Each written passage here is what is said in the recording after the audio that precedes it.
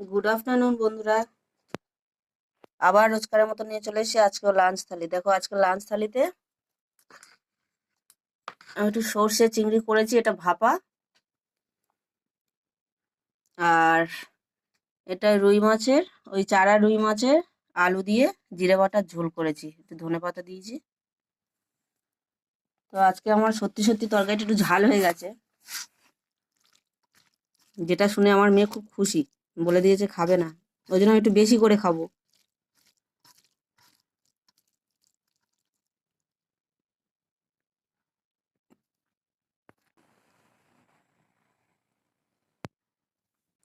তো আজকে ভিডিও তোমাদের কেমন লাগলো জানিও, আমার তো হেভি লেগেছে। আর চিংড়ি কে না ভালোবাসে।